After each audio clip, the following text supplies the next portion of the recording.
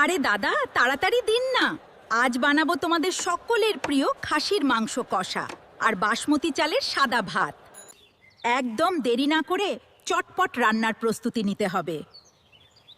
রোজ নিজেকে একা একাই খেতে হয়, তাই আজ ভাবছি ওই বদমাইশগুলোকে বাড়িতে ডেকে খাওয়াবো। খাসির মাংস বানাতে যা যা লাগবে মোটামুটি রেডি করে নিয়েছি, বাকি যা লাগবে সেগুলো পরে নিয়ে নেব।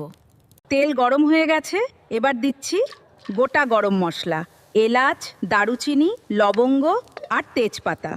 এবার পেঁয়াজটা দিয়ে ভালো করে ভেজে নিতে হবে যতক্ষণ না লাল হয়ে আসে। এবার দিচ্ছি আদা রসুন বাটা আর সাথে টমেটোর পেস্ট। ভালো করে কষাতে হবে। এই যে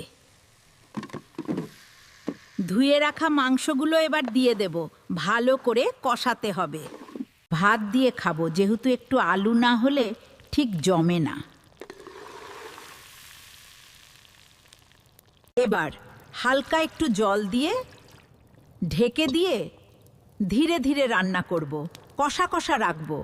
শেষে সামান্য গরম মশলা ছড়িয়ে দিই আর একটু ধনেপাতা। খাসির মাংস রেডি। এই যে তোরা এসে গেছিস নাকি? আয় আয়, এদিকে আয়। তোদের জন্য আজকে দারুণ জিনিস বানিয়েছি।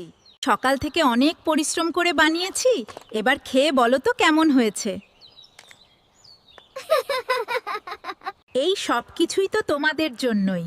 আর আমার ভিডিও তোমাদের কেমন লাগে আমাকে কমেন্ট বক্সে জানিও।